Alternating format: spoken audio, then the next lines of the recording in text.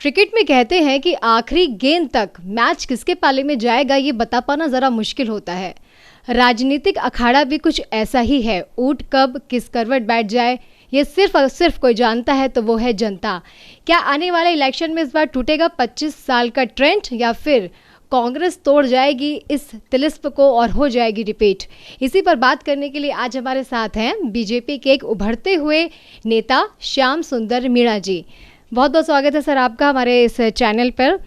सबसे पहले तो सर मैं चाहूँगी कि आप आज हमारे एटीएल के जो दर्शक आपके साथ पहली बार जुड़ रहे हैं उन्हें अपने बारे में, अपने राजनीतिक करियर के बारे में थोड़ा सा जानकारी दें। कहाँ से आपका सफ़र शुरू हुआ?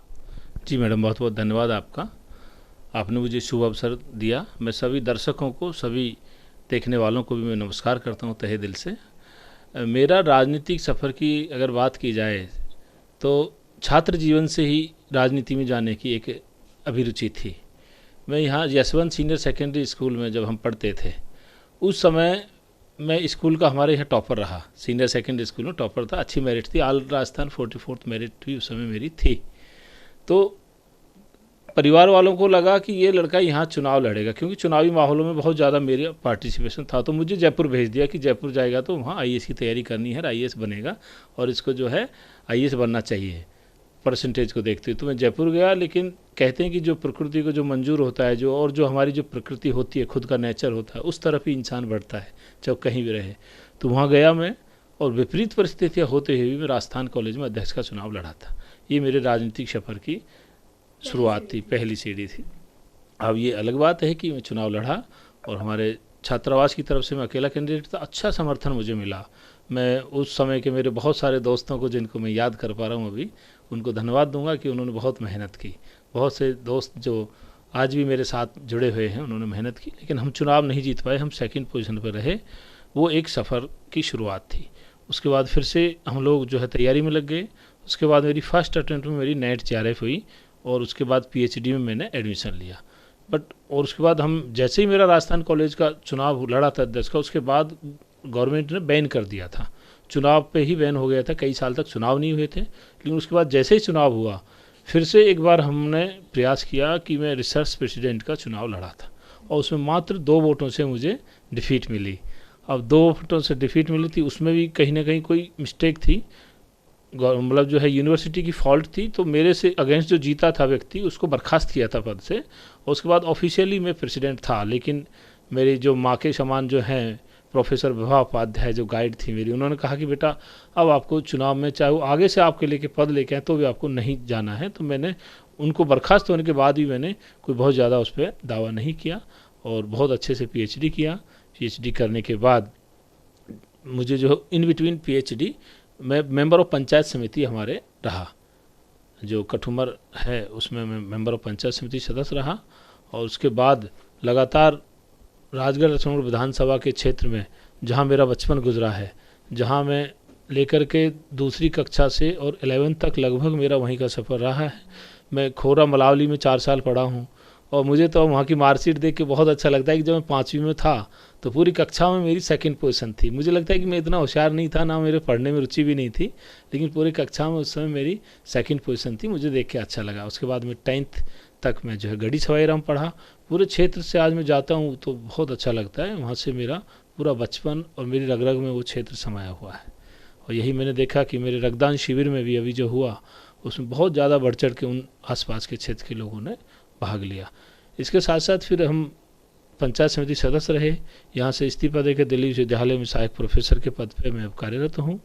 और ये सौभाग्य है कि सहायक प्रोफेसर के पद पर रहते हुए भी हम राजनीतिक सफ़र के लिए कुछ प्रयास कर सकते हैं, ऐसा सरकार का एक प्रावधान है। जैसे भारतीय जनता पार्टी से आपका जुड़ना कैसे हुआ और कैसे आपने ये सोचा कि मुझे इसी विचारधारा, बीजेपी की जो अपनी विचारधारा है, इसके साथ आपका जुड़ाव कैसे हुआ? इसके लिए मैंने बताया कि विद्यार्थी जीवन से ही मेरा जुड़ाव था। जब मैं यहाँ 11वीं कक्षा में था तो एबीवीपी की शाखाओं में मैं जाता था। बराबर हमारे सुनील जैन जी यहाँ के उस समय सचिव हुआ करते थे, उनके मार्गदर्शन में हम लोग भाग लेते थे। आदर्श विद्या मंदिर में जगह जगह कार्यक्रम होते थे, हम सब जगह जाते थे।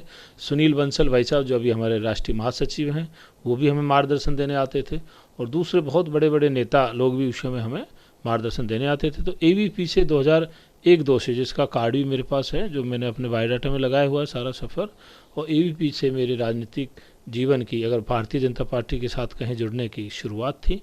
और उसके बाद लगातार रूप से एबीपी के लिए मैं जितना संभव होता है समय देता हूँ, सहयोग करता हूँ।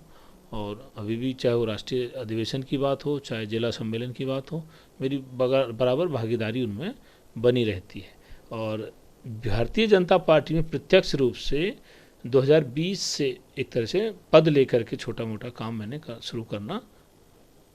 शुरू किया है। यस। राजनीतिक गलियारों में आने वाले चुनावों में आपकी राजगढ़ लक्ष्मणगढ़ विधानसभा क्षेत्र से टिकट की दावेदारी, आप उसके मतलब प्रत्याशी के तौर पे आपका नाम सामने आ रहा है। आपकी दावेदारी का मुख्य आधार क्या है? क्यों पार्टी को आपको टिकट देना चाहिए? देखिए मैडम, उसके लिए मेरे पास जो मैं पार्टी से जो निवेदन करना चाहूँगा, जो हमारे उच्च अधिकारियों से, नेताओं से निवेदन करना चाहूँगा, एक तो मैं सबसे युवा कैंडिडेट हूँ, युवा होने के नाते सबसे उच्च शिक्षित भी हूँ, जहाँ तक मुझे समझ है। हालांकि सभी लोग मेरे सम्मानीय हैं और सबका मैं सम्मान करता हूँ, लेकिन मैं युवा हूँ। युवा होने के साथ साथ MA PhD हूँ, और अभी मैं छात्रों के बीच रहता हूँ, छात्रों को पढ़ाता हूँ। तो मुझे जनता की, छात्रों की समस्याओं का, उनकी आवश्यकताओं का भी मुझे अच्छे से भान है। दूसरा कि मैं पिछले लगातार 4-5 साल से लगातार क्षेत्र में हूँ, चाहे वो सड़क की समस्या हो, चाहे किसी के पेंशन की समस्या हो, चाहे राशन से संबंधित समस्या हो, चाहे कोरोना में जो बहुत सारी बेरोजगारी की समस्या सामने आई उस तरह की समस्या हो, चाहे युवाओं को ये जो भर्ती परीक्षाओं में लीक वाला जो मामला है उससे रिलेटेड समस्याएं हों, उन सब से मैं लगातार जुड़ा हुआ हूँ। सबसे बड़ी बात कि युवाओं के साथ जितना विश्वासघात इस सरकार में हुआ है पिछले 4-5 साल से राजस्थान में, वो बहुत ही शोचनीय है। मैंने बार बार मांग उठाई है कि एक गरीब मजदूर का, एक गरीब किसान का बच्चा कोई फॉर्म डालता है, उसके लेकर के 200-400 से 1000-2000 रुपये भी फॉर्म भरने में खर्च हो जाते हैं। और जैसे ही पेपर लीक होता है, सरकार तो एक बयान दे देती है कि पेपर रद्द हो गया, पेपर रद्द कीजिए, दोबारा भर्ती कर देंगे। लेकिन उस किसान का क्या होगा जो अपने बच्चे को किसी से ब्याज पे, सूद पे पैसा लेकर के और शहर भेजता है, और हर महीने उसको 2-4-6 हज़ार खर्च करने को देता है, और साल भर की तैयारी कराई, उसका 60-70 हज़ार रुपये खर्च हो लिया, और उसके बाद सरकार कह देती है जी पेपर लीक हो गया, दोबारा देंगे। तो उसके साथ एक बहुत बड़ा विश्वासघात होता है, ठगा हुआ महसूस करता है। मैंने लगातार ये मांगें उठाई हैं और जनता के बीच में रहा हूँ। अभी लेकर के छोटी से बड़ी समस्या, मैंने हर समस्या को उठाया है। अभी जस्ट हमने कुछ दिन पहले ही बड़ा प्रदर्शन किया था रैनी में कि MLA साहब के, हमारे जो शहर मतलब राजगढ़ लक्ष्मण विधानसभा के जो MLA हैं जौहरी लाल जी, उनके घर जाकर के और जो सरकारी कर्मचारी बारदाना लेके पहुंच गए और वहाँ जो है फसल को तुलवा रहे हैं। ये वास्तव में लोकतंत्र का मजाक है, पद का दुरुपयोग है। मैंने उस दौरान भी कहा था कि 1975 में इंदिरा गांधी को, श्रीमती इंदिरा गांधी जी को पद से बर्खास्त किया गया था, क्योंकि उन्होंने अपने पद का, जो कि एक सरकारी पद होता है, प्रधानमंत्री हो चाहे विधायक हो, उसका दुरुपयोग किया था। और इसी आधार पर माननीय सुप्रीम कोर्ट ने उनको फाइनली बर्खास्त किया था। तो मेरा मानना है कि इस तरह से किसानों को लाभ ना पहुंचा करके, और प्रशासन है जो सीधा विधायक को लाभ पहुंचाने का काम किया है, यहाँ उसने उनके घर जाके बारदाना तुलवाया, उसको मैंने खुल के विरोध किया। और लक्ष्मणगढ़ में जहाँ किसानों को बारदाना उपलब्ध नहीं था, वहाँ मैंने उनके साथ जाके आंदोलन किया, संघर्ष किया। मौजूदा विधायक जी के आप कार्यकाल को अब तक के किस तरीके से देखते हैं? ये पूरा की पूरा 4.5 साल का कार्यकाल झूठ का पुलिंदा इसको कहूँगा। कांग्रेस ने अपने बहुत सारा जो घोषणा पत्र में किया था उसके परिप्रेक्ष्य में देख लीजिए। मालाखेड़ा में राहुल गांधी जी की सभा हुई थी, उन्होंने कहा था 1 से 10 तक गिनती बोलूँगा सरकार बनते ही, और किसान का कर्जा माफ़। लेकिन आज किसानों की हालत देख लीजिए, जगह जगह फाइल लेके घूम रहे हो। तो सबसे बड़ी बात कि राजगढ़ लक्ष्मण विधानसभा में बहुत ज़्यादा संख्या में किसान हैं, हमारे सभी समाजों के किसान हैं। तो उनकी कर्ज माफ़ी का झूठा वादा करके लोगों को बरगलाया था, वो अपने आप को ठगा हुआ महसूस करें। इस बार आप देखिएगा चुनाव में जो टोटल, अगर हम 100% की बात करें तो 20% वोट भी कांग्रेस को लाना महाभारत होगा। किसी भी हालत में उनको जो है वोट मिलना इस बार संभव नहीं है, क्योंकि उन्होंने जो झूठ बोला है। विधायक ने किसी भी काम को बिना पैसे के नहीं किया है, चाहे वो ट्रांसफ़र का काम हो, रोड कंस्ट्रक्शन का काम हो, चाहे हमारे किसी युवाओं को रोज़गार या बेरोज़गारी भत्ते से संबंधित शिकायतें हों, या किसी पेंशन संबंधित बातें हों, छोटे छोटे कामों में भी उन्होंने निश्चित रूप से भ्रष्टाचार को चरम पर पहुंचा दिया है। सर, अगर आपको पार्टी टिकट देती है और जनता आपके ऊपर विश्वास अपना जताती है, अब जीत कर आते हैं, तो मैं आपसे जानना चाहूँगी कि अपने आपके विधानसभा क्षेत्र को लेकर आपका विज़न क्या है? आप कौन सी प्रमुख समस्याएं हैं जिनका समाधान सबसे पहले करना चाहेंगे? देखिए, मैंने हर एक क्षेत्र की पंचायत समिति के हिसाब से, ग्राम पंचायत के हिसाब से, जैसा कि मैं घूमा हूँ, राजगढ़ लक्ष्मण विधानसभा के हर एक ग्राम पंचायत में मैं घूम चुका हूँ और हमारी आक्रोश यात्रा के दौरान भी घूमा, उससे पहले भी, अभी भी हम लोगों ने, और मैंने व्यक्तिगत रूप से भी पंचायत स्तर पे क्या क्या समस्या है तो उनकी मैंने सूची बना रखी है मैडम। क्योंकि पूरी विधानसभा में हम देखेंगे तो ओवरऑल जो मोटी समस्या है वो अलग अपनी एक तरफ है। जैसे कि एक तो रोड निर्माण की समस्या है, मैंने कई रोडों का मुद्दा उठाया है, कई बार उनका वीडियो बना के भी मैंने डाला है। एक तो अब देखिएगा कि चिमरावली से लेकर के पिनान वाला रोड है, मैं वहाँ पढ़ता था मैडम 93, 94, 95 में, उस समय पे वो रोड बहुत अच्छे हालत में था, मतलब वहाँ से साइकिल, मोटरसाइकिल, ट्रैक्टर, साधन अच्छे से निकल सकते थे। उससे बदतर कंडीशन में आज है। तो मैं ये चाहता हूँ कि 18-20 साल में हमको इन सरकारों ने दिया क्या? पिछले 15 साल से कांग्रेस सरकार काबिज है इस पे, राजगढ़ लक्ष्मण विधानसभा पे, और वो रोड जहाँ से सबसे ज़्यादा वोट भी ये लोग देते हैं, वो मीणा बेल्ट है ज़्यादातर, और वो सारा की सारा वाल क्षेत्र इनको वोट देता है, लेकिन उस रोड पर आज तक ध्यान नहीं दिया। उसके संदर्भ में हमने कई बार प्रदर्शन किया है, एक बार इनके एमएलए साहब के घर जाके भी ज्ञापन दिया है, कई युवा हमारे बहुत सारे साथ गए थे। तो एक तो सबसे बड़ी तो यहाँ की आवागमन सुचारू हो, इसके लिए रोड की व्यवस्था अच्छा होना चाहिए। दूसरी बात कि शिक्षा के क्षेत्र में आज भी बहुत पिछड़ा हुआ क्षेत्र, ना कोई अच्छे से स्कूल हैं, बहुत सारे गाँवों में। अभी मुझे कल ही फ़ोन आया बसेड़ी से, 5वीं तक का विद्यालय था, बंद कर दिया, बिल्कुल बंद कर दिया, और ये कहा कि सर आपकी सरकार आएगी तो फिर से हमारे विद्यालय को ज़रूर आप जो है चलवा देना। बंद कर दिया है, बिल्कुल आप जाके देख सकते हैं। अगर मैं झूठ बोल रहा हूँ तो जनता मुझे सुन रही है। इस तरह के और भी कई सारे विद्यालय हैं जिनकी हालत बहुत जर्जर है, और अगर कोई सुधार हुआ है तो व्यक्तिगत प्रयासों से सुधार हुआ है। वहाँ के आम लोगों ने मिल करके दूसरे जन सहयोग से और विद्यालयों का निर्माण कराया है। अभी छात्रों ने देखिए पिछले दिनों लक्ष्मणगढ़ में इन्होंने जो है महाविद्यालय खोला है, कॉलेज खोला है, और पानी के भराव क्षेत्र में कॉलेज खोल दिया। छात्र लगातार ज्ञापन दे रहे हैं, आंदोलन कर रहे हैं, आप देख लीजिएगा, अखबार में हैं, न्यूज़ में है वो सारी चीज़ें। तो ऐसा काम किया है कि चाहे वो 2-4 साल बाद चाहे कॉलेज बंद हो जाए, कॉलेज से मतलब नहीं, इनको तो अपना कमीशन मिल जाए और बाकी चीज़ों से मतलब नहीं। तो मैं शिक्षा पे ध्यान दूंगा, आधारभूत संरचना है वो, चाहे किसानों को किसी भी तरह के छोटे छोटे रोज़गारों से संबंधित है और चाहे वो बड़े रोज़गारों से संबंधित है, उसके लिए बहुत सारे ऐसे जो जिला रोज़गार केंद्र से और दूसरी जगह से छोटे छोटे ऋण दिला के महिलाओं को भी जो है आत्मनिर्भर बनाने का प्रयास करूँगा। हमारे युवाओं को बहुत सारे लोनों की जानकारी नहीं है जो सरकार देती है, चाहे वो ST/SC के युवा हों, चाहे हमारे जनरल सामान्य वर्ग के युवा हों, और विशेषकर महिलाओं को हमारी केंद्र सरकार की ऐसी बहुत सारी योजना है जिनसे वो लाभ लेकर के और अपने आप को आत्मनिर्भर बना सकती हैं, सबल बना सकते हैं। राजस्थान की पूर्व मुख्यमंत्री वसुंधरा राजे भले ही 4.5 साल तक कहीं नज़र नहीं आ रही थी, लेकिन अभी चुनाव नज़दीक आते ही पूरी ताकत के साथ कूद पड़ी हैं चुनावी मैदान में। ये किस तरफ इशारा करता है? क्योंकि जैसा कि भारतीय जनता पार्टी लगातार कह रही है कि इस बार भी जो चुनाव है वो PM मोदी के चेहरे पर ही लड़ा जाएगा, तो क्या आने वाले कुछ महीनों में हम देख सकते हैं वसुंधरा राजे को CM फेस के तौर पर? देखिए, मैडम की सक्रियता तो लगातार रही है। आपका सवाल उठाना ठीक है, अपना एक सवाल है आपका, लेकिन मैडम लगातार अलवर में बहुत बार आती रहती हैं। लगातार पिछले 3-4 महीने सर्किट हाउस में आई थी, तभी लोगों की समस्याएं सुनी थी और सबसे मिली थी लगातार।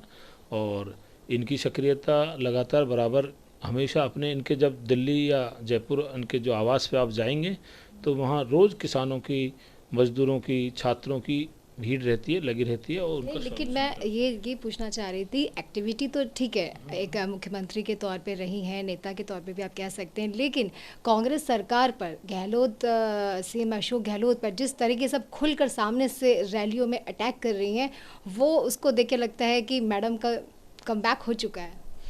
ये तो है, मैडम की लोकप्रियता भी है, और मैडम के प्रति जो किसानों का और जो मज़दूरों का जो समर्थन है, सालासर बालाजी में अभी इन्होंने अपना जन्मदिन मनाया था, वहाँ बहुत बड़ी संख्या में लोगों का पहुँचना, और दूसरे जो भी कोई सभा होती है उसमें लोगों का पार्टिसिपेशन करना, महिलाओं का अधिक से अधिक संख्या में भाग लेना, ये दिखाता है कि निश्चित रूप से आज भी वसुंधरा राजे जी हमारे लोकप्रिय मुख्यमंत्री हैं और काफ़ी हद तक जनता उनको चाहती है। उनमें एक राजस्थान की जो समस्याएं हैं उनको समाधान करने का मादा है।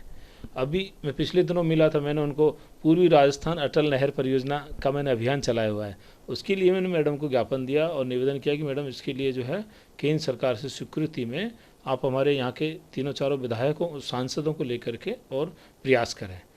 तब जाके कहा कि ये प्रयास मैंने ही किया था, मतलब वसुंधरा राजे जी ने पूरी राजस्थान नहर परियोजना को एक तरह से लाइमलाइट में लाए थे और इन्होंने इसके लिए पूरा खाका तैयार किया था। लेकिन दुर्भाग्य ये रहा कि उसके बाद सरकार बदल गई और गहलोत सरकार ने उस पर कोई काम नहीं किया, जबकि आज हमारे पूरी राजस्थान की सबसे बड़ी आवश्यकता है। अगर पानी की सुविधा हो प्रॉपर तो पीने के लिए, उद्योगों के लिए, सबसे बड़ी बात कि किसानों के लिए अगर पानी होगा तो वो साल भर में 2 से 3 फसल आराम से उपजा पाएंगे, जिससे कि उनको आत्मनिर्भर बनने में और एक विकसित बनने में, अपने आप का, अपना खुद का विकास करने में सहयोग मिलेगा। पानी की आपने बात करी, बहुत बड़ा प्रोजेक्ट जो इस वक्त चुनावी मुद्दा बन चुका है ERCP, इस पर आप क्या कहना चाहेंगे? क्योंकि इस प्रोजेक्ट, अगर ये प्रोजेक्ट इलेक्शन के पहले आ जाता तो शायद प्रदेश की, अलवर की, बाकी हर जगह की जनता प्यास तो उसकी पूर्ति होती। देखिए, मैं मानता हूँ कि इस प्रोजेक्ट को लेकर के, पूरी राजस्थान नहर परियोजना को लेकर के राजनीति ज़्यादा हुई है, काम कम हुआ है, ये मेरा मानना है। मैंने सभी विधायकों के, सभी सांसदों के नाम, अलवर सांसद, माननीय भरतपुर सांसद और दौसा सांसद, इनके नाम मैंने संयुक्त पत्र लिखा और संयुक्त पत्र लिख करके मैंने जो है इनको, खुद को इनको दिया, मेल किया सबको। और उसके बाद मैंने माननीय गजेंद्र सिंह शेखावत जी से मुलाकात की और उस मुद्दे को, मेरी मुलाकात को कई सारे मीडिया ने भी, राजस्थान पत्रिका ने भी छापा, फोटो सहित छापा और मुद्दे को उठाया। मैंने माननीय मंत्री जी से निवेदन किया था कि देखिए, पूर्वी राजस्थान को अगर सबसे ज़्यादा ज़रूरत है तो नहर परियोजना की ज़रूरत है, और इन्होंने हमेशा, राजस्थान की जो सरकार है, गहलोत सरकार, उसने इसको कागज़ों में ही लटका करके छोड़ दिया है। मैंने कहा कि किसी भी तरह से हमें राजनीतिक द्वंद्व को छोड़ करके और इस परियोजना को जनता के लिए जल्दी से जल्दी पूरा करना चाहिए। ऐसा हम सबको मिल करके प्रयास करना चाहिए, चाहे वो कांग्रेस के नेता हों, चाहे वो बीजेपी के नेता हों, चाहे किसी दूसरी पार्टियों के नेता हों। इस संदर्भ में एक राय बना करके जनता के हित पे इनको काम करना चाहिए, ऐसा मेरा मानना है। और मैंने उसके लिए खुद हस्ताक्षर अभियान चलाया है और काफ़ी लोगों से हस्ताक्षर चला करके और जल्दी से जल्दी इस नहर परियोजना को पूरा करने का मैंने निवेदन किया है। सर, अब ज़मीनी स्तर पर ग्रामीण इलाकों में जाते हैं, लोगों से मिल रहे हैं, मैं आपसे जानना चाहूँगी कि प्रदेश में और ग्रामीण स्तर पर बीजेपी की आने वाले चुनावों में क्या स्थिति आपको नज़र आ रही है? पूरे प्रदेश में पिछले 4.5 साल के कुशासन को लेकर के, भ्रष्टाचार को लेकर के, और जो इनका जो पेपर लीक वाला मामला है, जो परीक्षाओं में जो धांधली हुई है, उसको लेकर के बहुत ही नेगेटिव माहौल बना हुआ है। और मैं कहना चाहूँगा कि पूरे बहुमत से, ये समझिए कि आप 160 प्लस सीट अगर नहीं आए तो आप मेरा नाम, मतलब मैं ये कहूँगा कि मुझे आप टोकना। निश्चित रूप से 160 प्लस सीट आने का इस बार पूरा माहौल है और सभी जगह से कांग्रेस का सफाया होना तय है। उनमें कोई नेता भी नहीं है, और हैं तो आपस में उनके झगड़ेबाजी ने भी उनके जो पार्टी को ख़त्म करने का काम किया है। भारतीय जनता पार्टी एकजुट है, एकजुटता से लड़ने का पूरा की पूरा हमारा प्लान है, और कोई भी हो, भारतीय जनता पार्टी हमारे लिए सर्वोपरि, कमल का फूल सर्वोपरि है। जिसको भी टिकट देंगे हम सब तन मन धन से उसका साथ देंगे। मेरा टिकट देंगे, मुझे टिकट देंगे, सब लोग मेरे साथ रहेंगे। किसी दूसरे को टिकट देंगे, हम उनके साथ रहेंगे, और जिसको भी ये अपना नेता चुनेंगे उसी को मुख्यमंत्री बनाएंगे। इस बारे में कोई दो राय नहीं है। निजी हित छोड़कर पार्टी सबसे ऊपर है, जैसा कि अभी आपने कहा। एक और चीज़ मैं आपसे सर ये जानना चाहूँगी कि आपने जैसे अभी स्थिति बताई कि भारतीय जनता पार्टी को लेकर के जनता की सोच क्या है, लेकिन जो अभी हालिया सर्वे आए हैं सामने, और उसकी स्थिति कुछ और ही बताती है। वहाँ ये कहना है कि 50% जो जनता है वो कांग्रेस सरकार की जो महंगाई राहत कैंप्स लग रहे हैं, जो जन कल्याणकारी योजनाएं हैं, इनसे बड़ी खुश नज़र आ रही है और ये कांग्रेस सरकार के अशोक गहलोत जी के लिए अच्छी खबर है। आप इस खबर से, इन सर्वों से कितना इत्तेफाक रखते हैं? देखिए, आपने एक अच्छी बात बताई, महंगाई राहत केंद्र। ये महंगाई राहत शिविर वास्तव में जनता के साथ बड़ा भारी मजाक है। अभी मैं देख रहा था कि हमारे अलवर ज़िले में ही बहुत सारी जगह जहाँ शिविर लगे, वहाँ ना उनका कोई एसडीएम पहुँचा, ना तहसीलदार पहुँचा, ना कोई थानेदार पहुँचा। सिर्फ कुछ एक कर्मचारी उन्होंने भेज दिए और लाखों रुपए का तामझाम पे खर्च किया उन्होंने, चाहे वो पानी की व्यवस्था हो, कूलर की व्यवस्था हो, ऐसी छोटी छोटी चीज़ों पर लाखों रुपए खर्च करके ये राहत केंद्रों से मुझे तो लग रहा है कि और ज़्यादा आफत फैलाने का काम हो रहा है। बहुत ज़्यादा खर्चा करके, ये खर्चा कहाँ से हो रहा है? किसान की एक जो लोग टैक्स देते हैं उनकी जेब पे ही भार है। तो निश्चित रूप से ये एक बड़ा ड्रामा मुझे लग रहा है। राहत केंद्र के नाम पे सिर्फ ये चुनावी लॉलीपॉप देने का इनका एक प्लान है, जो जनता सब समझती है। आप कहते हैं ना कि कुआ के गाँव के पास जाके जोड़ी न उठावा सुखाई फायदा। तो अब जो चुनाव नज़दीक आ गए तो ये लोग जो है एक से एक प्रयास कर रहे हैं। ये एक तरह से, ये मैं तो कहूँगा कि ये बहुत ही गलत तरीका है। इस तरह का ट्रेंड किसी भी गवर्नमेंट को नहीं करना चाहिए कि चुनाव सर पे हैं और आप तरह तरह का प्रलोभन दे करके सत्ता का, अपने पैसे का दुरुपयोग कर रहे हो। सर, आप शिक्षा के क्षेत्र से जुड़े हुए हैं, प्रोफेसर भी हैं। मैं आपसे यूसीसी के बारे में राय जानना चाहूँगी, क्योंकि सिर्फ ये एक देश के लिए मुद्दा नहीं है। यूसीसी हर एक, चाहे प्रदेश हो, छोटा गांव हो, शहर हो, कस्बा हो, यूसीसी आना चाहिए या नहीं आना चाहिए? और क्या आपको भी लगता है कि एक विशेष वर्ग को भड़काया जा रहा है यूसीसी ना आने देने के लिए? देखिए, हम एक जैसे अधिकार की मांग करते हैं। हम मान लीजिए, आपका मैं धर्म पता नहीं, आप किस धर्म से हैं, भाई साहब किस धर्म से हैं, आई डोंट नो, बट अगर हम किसी देश में एक जैसा कोई अपराध कर रहे हैं, चाहे वो महिला के प्रति हो, चाहे घर में हो, चाहे किसी धर्म के प्रति हो, तो क्यों नहीं यूनिफॉर्म सिविल कोड होना चाहिए? मैं तो ये कहूँगा कि यूनिफॉर्म सिविल कोड होने से एक सुशासन की लहर आएगी। सारे के सारे जो भारतवासी हैं उनको लगेगा कि हम अपने देश से और अच्छे से जुड़े हुए हैं। आज धारा 370 का देख लीजिए, कांग्रेस सरकार कहती थी कि 370 हटाओगे तो भूचाल आ जाएगा, बवाल आ जाएगा, ये आ जाएगा, वो आ जाएगा। माननीय प्रधानमंत्री नरेंद्र मोदी जी ने अपनी दृढ़ इच्छा शक्ति से निर्णय लिया और 370 हटा दिया। मैं उसके पहले भी गया हूँ, 2014 के पहले भी और उसके बाद भी कश्मीर गया हूँ। देखा है कि बहुत ही एक माहौल में अलग ही बदलाव है। अगर यूसीसी को लागू करती है केंद्र सरकार तो बहुत ही सराहनीय और प्रयास होगा उनका। एक ऐसा प्रयास होगा जिसका कुछ समय के बाद सारे धर्मों के लोग स्वागत करेंगे और कहेंगे कि इसकी बहुत ज़रूरत थी, ये बहुत पहले हो जाना चाहिए था, इतना लेट इसमें नहीं होना चाहिए था। ये मैं कहना चाहूँगा। यूसीसी का अभी मसौदा तो तैयार नहीं हुआ है, लेकिन जो विरोधी पार्टियां हैं उनका कहना है कि संविधान में जो बाकी धर्मों को धार्मिक स्वतंत्रता की जो आज़ादी दी गई है, यूसीसी एक तरह से उस पर हमला है। देखिए, ऐसा नहीं है। ये धार्मिक स्वतंत्रता अपनी जगह है, धर्म व्यक्तिगत मान्यता का विषय है। मेरा अपना धर्म है, मैं कैसे पूजा पाठ करता हूँ, क्या करता हूँ, मेरा अपना है। उसमें सरकार कभी इंटरफेयर नहीं करती, ना कभी किया है। हमारी भारतीय जनता पार्टी ने भी किसी के धर्म को नहीं छेड़ा है। बस बात ये, सवाल ये है कि अगर कोई व्यक्ति अपराध कर रहा है, चाहे वो महिलाओं के प्रति अपराध, अब ट्रिपल तलाक वाला मैटर देख लीजिएगा, कितना स्वागत मुस्लिम महिलाओं ने किया, उन्होंने ही रिट लगाई है और वो सब लोग हमारे साथ आए बोल के। आज इतनी खुशी मुस्लिम समुदाय में। मैं पढ़ाता हूँ विश्वविद्यालय में, तो बच्चियों से पूछते हैं तो कहते हैं कि सर बहुत अच्छा, एक सराहनीय निर्णय सरकार ने लिया है। तो उसी तरह का यूनिफॉर्म सिविल कोड होगा, क्योंकि ये धर्म की आड़ में कुछ लोग अत्याचार करने पे तुले हुए हैं, चाहे वो अपने घर में हो चाहे बाहर हो। जहाँ मौका मिलता है धर्म की आड़ में छोटे छोटे रूल्स और रेगुलेशंस को जो है सहारा बना करके, ढाल बना करके वो लोग अत्याचार करने पे आमादा है। तो ऐसे लोगों को बहुत बड़ा सबक यूसीसी से मिलेगा। और मैं आपको बताना चाहता हूँ कि एक बार यूनिफॉर्म सिविल कोड आने दीजिए, उसके बाद सारे लोग इसका सम्मान करेंगे, सारे लोग। राजस्थान में कांग्रेस सरकार में अगर हम देखें तो अब तक क्राइम में कोई कमी नज़र नहीं आती है। अभी हाल में ही जोधपुर यूनिवर्सिटी के कैंपस में गैंगरेप का मामला सामने आया, कभी गैंगवॉर का मामला सामने आता है। उसके बावजूद भी सीएम अशोक गहलोत ये कहते हैं कि कानून व्यवस्था हमारे कार्यकाल में बीजेपी से ज़्यादा चाक चौबंद रही है। यही तो ड्रामा है, भ्रष्टाचार चरम पे है। और जो हम देखें कि अलवर ज़िला भ्रष्टाचार का, अपराधों का गढ़ बन चुका है। अभी मूक मदिर बालिका के साथ अपराध हुआ, बलात्कार हुआ, उसको कैसे सरकार ने बरगलाया ये देखिए। अभी लक्ष्मणगढ़ में हमारे एक पूर्व भाजपा कार्यकर्ता थे दिनेश शर्मा जी, उनकी हत्या हुई और हत्या के बाद भी उस मामले को रफा दफा किया इन्होंने। इसी तरह से खेरली थाने में जो है, थाने के अंदर बलात्कार महिला का हुआ और उसमें भी जो है सरकार अपना बचाव करती दिखी।